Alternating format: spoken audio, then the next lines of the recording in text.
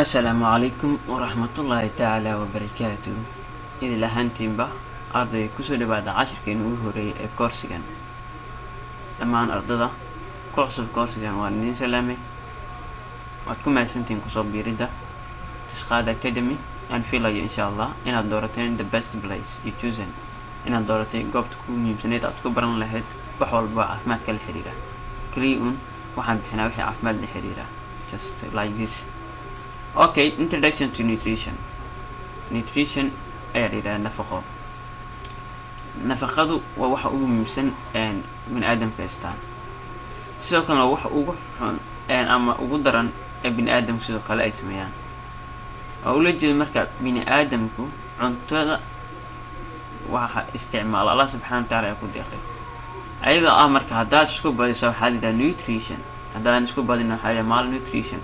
nutrition wuxuu imaanaya markaad isku badiso oo ah inaad hadhowdi aad khilaafta xadiiskii aayadaha quraanka ila subhanahu wa ta'ala tusrifu in Allah la yuhibbul musrifin yani waxa zaidka doonay yaray cunto zaida doonis iska yaray sidoo kale cuntada dhan iska dhaafina mal nutrition aqan oo xadiisna waxa marka qof waxa ku filan luqmad yar oo isticmaal marka waxaan cuni maayo waxana iska badina hadin marka dhibaato badan بدنا سومالي كم جرت لكن ويست يوروبيان ميلاس وكله سيدا إنجليش UK ميلاس وكله واحد أكيد عنق إن سكوت دلدلة وحياة اللي حريرة سيدا مع المناضد وحلا ميدا سأوجد وناخذ مركب nutrition.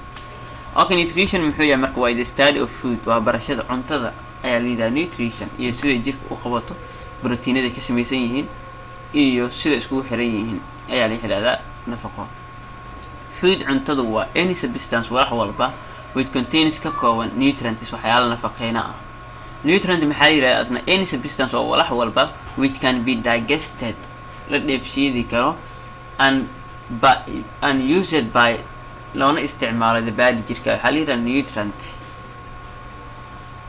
إن اللي فانت رجينا ده أنا واحد 6 nutrients لح نفقوين أي جرته أو بروتين هذا fats دحدة carbohydrates عنتوينك تمرت الأرياء minerals معدن فيتامين هذا water إيو بيها على صحيه nutrients. أوكي ده 10 قصة عن بيتي كله nutrients كأيالسي كلا خيبيا nutrients كحلوك كلا خيبيا macronutrients وحلي رادو micronutrients composition nutrients classification source iyo function inta step and nutrition ka baranayna macronutrients waxa la yiraahdaa nutrients waa nafaqooyin required loogu baahan yahay in large amount xaddi badan jirka ugu baahan xaddi badan ayaa waxa la yiraahdaa macronutrients sida waxa kamid ah fats and proteins fats carbohydrates sidaas cunto maxay sidaas nafaqo maxay yihiin waa macronutrients oo u baahan jirka xaddi badan micronutrients kana waa nafaqooyin uu jirka ugu baahan yahay xaddi yar sida macdanta iyo fitamiinaadka. Composition waa refers to the elements waa waxa la xiriira elementada that make up sameeya the nutrient nafaqada sameeya and how they are arranged within nutrients isiday iskugu hagaan nutrientskaas yani waxa jira amino acid iyo protein ayaa jiraan ka dhex shaqeeya jirka oo aan baran doono sida u shaqeeyaan composition ay isku marka shaqada qabtaan iyo jirka kuwaas saxal yiraahdo micronutrients waxyaalaha sameeya waxa yiraahdo composition. Classification refers to the division in la kala qaybiyo into groups of class in class loo qaybiyo sida macro loo yiraahdo iyo micro. Sources ilaha laga helo ayaan baranaynaa ardayow. Sources waa refers to waa waxa khuseeya marka loo tixraaca the food cuntada which are the best suppliers of the nutrients waa waxa supply gareeya yani waxa muhiim ka soo saara ee laga soo saaro waa nutrients foodka waa waxa nutrients laga soo saaro. Functional shaqooyin refers to ayada loo fiirinayo the use isticmaalka of nutrients nafaqada in the body ee jirka function shaqaas ayuu qabtaa si jirka uu isticmaalo ayaa function la yiraahdaa. Okay, protein maxay tahay marka protein hore soo proteinku waa nooc kamid ah nutrientska. Compositions waxyaalo ka samaysan maxay kamid ah elementsadu ka samaysan yahay waa carbon iyo hydrogen oxygen iyo nitrogen waa nafaqada ugu weyn jirka biniaadamka sababta waa aan soo sheegay marka nidiska ka mid taha sababta maxay tahay waxay isku darsatay curiyaal badan oo jirka shaqo muhiima u qabto carbon oo ah C hydrogen H ah oxygen O ah iyo nitrogen oo ah NH iyadoo ah amino acid afran doona. Okay, it is the only nutrient waa nafaqada kaliya that contain ka kooban nitrogen oo ah which element kaasoo ah curiye responsible ka ah mas'uul for growth jirka. Nitrogen tani oo ah ay samayso amino acid aan baran doono no imaan doono waxay ka mas'uul tahay in jirka koriinsho uu sameeyo. These elements curiyaashan make up unities waxay sameeyaan halbeegyo amise qaxa sameeya nidaam loo sameeyo jirto la yiraahdo nidaamkaas loo sameeyo nafaqadani oo ah protein amino acids ayaa la yiraahdaa oo ah NH3 N oo ah isku jirto nitrogen iyo hydrogen isku daray. Okay, protein is a number of amino acids waa tirooyin isku daray amino acid ah joined together si way jir isku yimaaday baa asagoo isku keenay peptide links isku xirka linkigan isku xira waxa la peptide kan waa amino acid waxa isku xira waxa la yiraahdaa peptide ayaa la yiraahdaa warjeen ila fahanteen to form si loo sameeyo chain silsiladan saa u dheer waxa sameeyay maxay tahay waa amino acid oo ku dabran tubadaas dheer la yiraahdo peptide link warjeen ila fahanteen. These proteinadan oo ay sameeyaan amino acid iyo chain protein chain xeedkan yani silsiladan dheer ee proteinka ah are broken down waxa la burburiyaa during into the digestion of food. Cuntada markii la dheefshiiday ayaa la burburiyaa sabab maxay tahay free iyadoo laga dhigayo oo lagu fasaxa jirka broken down and free each amino acid walba waa la fasaxa sabab maxay tahay soo daad iyadoo sababta it can be absorbed waxa dib lagu soo nuuga into the blood stream ay lagu soo nuuga micnaheedu maxay tahay marka in jirki ay ku sii baahdo si jirki waxa qaab markii la geeyo si jirki u sameeyo growth inuu sameeyo koritaan inuu sameeyo. Classification ee proteinka loo kala qayb maxay tahay animal protein ayaa jira oo ah first class qaybta ugu muhiimsan proteinada ugu sareeya ee kaalinta ku jira waa animal proteins ka laga helo. High biological value waxa ku jiro waxyaalo noolayaal muhiim ah. Okay, intaan gudagelin haddaan dib ku celiyo amino acidan jirka iyo waxa jirta iyadoo chemistry aan loo isticmaalo. Amino acid waxay ku jirtaa xayawaan walba sidoo kale waxay ku jirtaa digirta ay ku jirtaa ku badan tahay.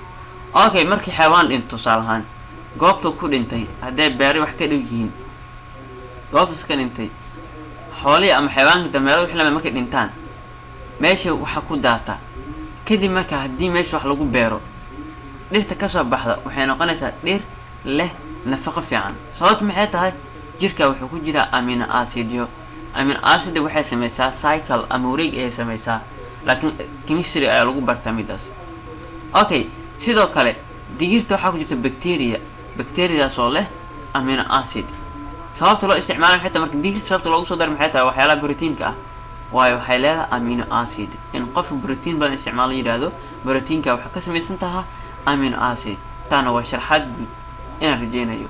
sidoo kale marka la crop production in dalagga la soo saaro marka la buufinayo oo ah in uu noqdo dhirta mid weyn ana sababta maxay tahay waxa lagu buufiyaa amino acid si dhirta u noqoto mid qurux badan sida aan salaatadii ama cabbage ama bagelki wixii la mid ah ee liidaada taas loo isticmaalo amino acid taas oo sharaxaad guud aan ku dul istaagina marka hajeenad faanteen qaybta ugu weyn marka HBV ayaa yiraahdo oo ah high biological value waxa ku jira marka biological marka maqash micnaheedu maxay tahay waxa ku jira amino acids badan la faantay. Yes, vegetable protein ka ayana waa protein laga helo khudaarta ama khudradda waa second class waa kaalinta labaad ay ku jiraan ayagana maxay tahay waa low biological value ay ku jira LBV oo amino tahay amino acids. Both classes labadaas qaybood of proteinka should be included in the diet waxay ku jiraan ama laga heli karaa cuntada. The amount xadiga of protein required ee loo baahan yahay duxda by each person qof walba is related to his or her weight waxay ku xiran tahay heerka cufkiisa ama caylaantiisa ay tahay. Hore waxaan soo sheegnay nutrientska in dadka waaweyn aysan diet u isticmaalin sababta maxay tahay faa'iidara ay ku keenaysaa. Waa xadiiska marka wuxuu yiri nabiga luqmad yar kaliya isoo ka inaad ku xadgudbin cuntada wax badan isku daldarin. marka hadduu qofkii hooseeyo ayaa la siiyaa nafaqo badan, hadduu mar sareeyo xad yar ay maalintii isticmaala. maalintii waxaa kuu filan kaliya 1 ilaa 2 oo ah nafaqo abis. nafaqo badan maalintii qof caynan ma isticmaali karo qudrad badan sida banaanihi ama muuski sidoo kale qarihi wixii la mid ah. sababtoo waxa fitamiina ku jira, qaar waxa ku jira meel walba oo fitamiin A iyo xasfi ay ku jira, marka looma ogola marka. Okay, RDA protein of RDA ga waa recommend xaddiga lagu ogol yahay marka ee jirka oo ah marka recommended dietary allowance oo ah xaddiga cunto ee lagu ogol yahay. waa maxay tahay cuntada lagu ogol yahay usbuucii ama maalintii?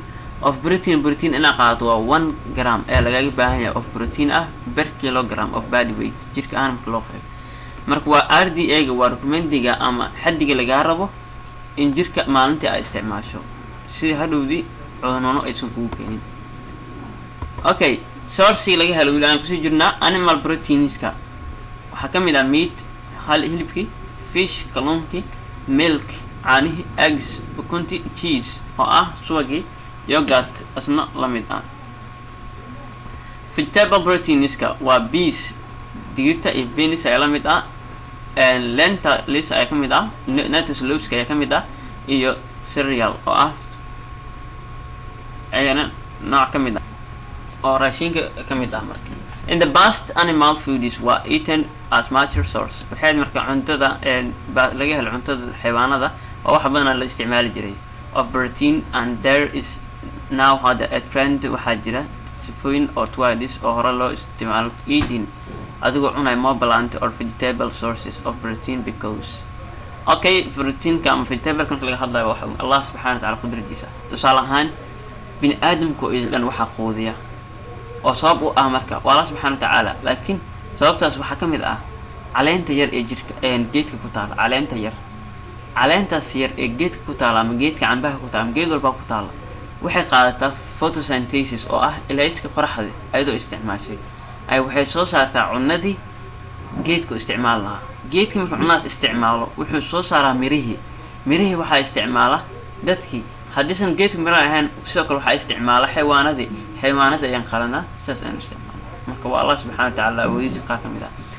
Okay, cuntooyinkaas ama fitamiinaadka laga cuno dhirta waxay isugu jiraan kuwa yartaa duxdooda, kuwa fiber oo dux badan leh iyo kuwa duxdooda waxyaar soo saara. intaas ay ka kooban yihiin. function shaqooyinka maxay tahay protein qod for growth. the growth waa inuu koritaan u sameeyo of all body cells amaan unugyada jirka ku jira inay koritaan sameeyaan sida skin, maqaarka, and bones ila fi. they repair itself inay dayactiraan of worn out or damaged cells. worn out oo dhaawac, damage oo lamid waxyaalaha dhaawacmay tusaale ahaan cutis oo ah meelaha dhaawac soo gaaray sida meel inay la jaranto kale qaar kamid ah. Okay, the production of saarka of hormones faldidiyaasha in wax soo saar waxa ka qayb qaata proteinada, enzymes dhacaanada iyo antibodies iyo waxyaalaha difaaca jirka which are required lagu baahan to keep in the body health caafimaadka jirka. excessive dheeraadka is used la isticmaalo for heart and energy in jirka heat energy kul iyo tamar aan loo isticmaalna ay soo saaraan proteinada. wareejina inaad fahanteen amino acids-ka ayada fiican cashir dambe ayaan ku qaadan doonaa. wassalaamu calaykum waraxmatullaahi wabarakaatuh. cashirkeena koowaad waxa su'aalaad qabtaan groupka soo dhig insha Allah.